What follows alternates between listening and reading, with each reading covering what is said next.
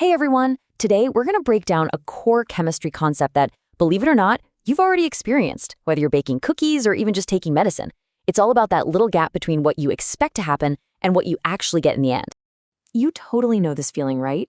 You follow a recipe perfectly. It promises 24 amazing cookies.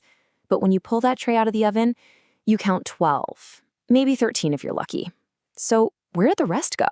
Well, that little mystery, that gap between the promise and the reality is exactly what we're diving into. On paper, the recipe promises this perfect outcome. But in the real world, well, dough gets stuck to the bowl, maybe one cookie gets a little too crispy, and a few, well, they had to be taste tested for quality control, of course. This exact same problem, this gap between theory and reality, is something chemists have to solve every single day.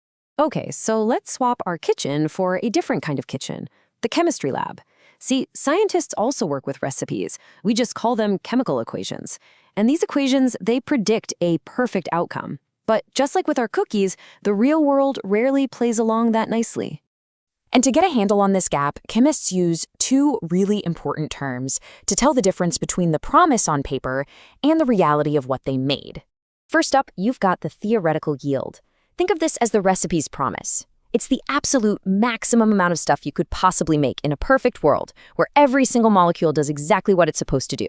It's a number you figure out with a calculation before you even start the experiment. And then there's the actual yield. Now, this isn't a calculation. This is the real deal. It's the stuff you can actually hold, the stuff you can weigh on a scale. After the reaction is over and you've collected your product, that final measurement, that's your real-world result.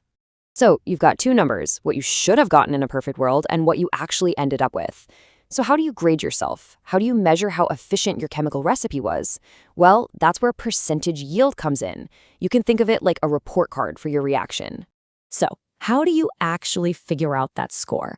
How do chemists take these two different numbers and turn them into one simple grade that tells them how successful they were? The calculation is actually super simple. You just take the amount you actually made, that's your actual yield, and you divide it by the amount you should have made in a perfect world, the theoretical yield. Then just multiply that by 100 to turn it into a percentage. And that's it. You're done. This little formula tells you everything. It's just a simple ratio comparing your real-world results to that perfect theoretical outcome. The closer that number gets to 100%, the better, the more efficient your reaction was. Let's say you do the math and you get a percentage yield of 85%. What does that actually mean? It just means you successfully created 85% of the maximum possible product. And honestly, in a lot of really complex chemical processes, an 85% yield is fantastic. Getting a perfect 100% is almost impossible. Which, of course, brings up a pretty big question.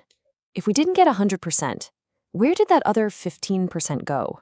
I mean, it didn't just disappear into thin air. In chemistry, just like in the kitchen, stuff gets lost along the way.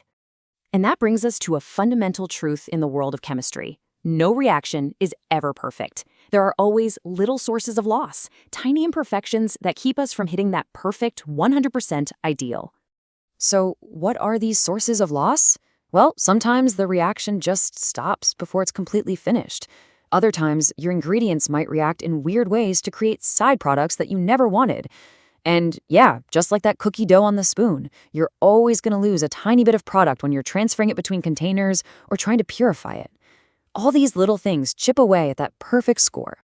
Okay, so this might all sound like just a grade on a lab report, but why does it really matter in the real world?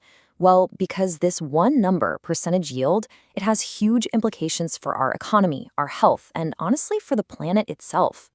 I mean, just look at the difference. A reaction with a low yield is super wasteful. You're putting in a lot of starting material and getting very little product, plus a ton of waste.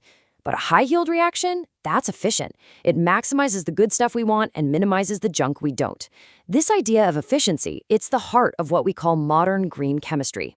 Think about it. When chemists in the real world can improve the percentage yield, it means the medicines we all depend on get cheaper to make. It means creating the materials for our phones and cars produces less harmful chemical waste. It all leads to more sustainable manufacturing and a much smarter, more efficient way to use our planet's limited resources. So, the next time you hear about something being manufactured, remember this idea. Percentage yield isn't just a number in a textbook. It's a measure of our own ingenuity. For a life-saving drug that's produced on a global scale, even a tiny improvement, we're talking just 1%, that can mean millions of dollars saved, tons of waste avoided, and literally thousands of more lives improved. It really is a small number that can change the world.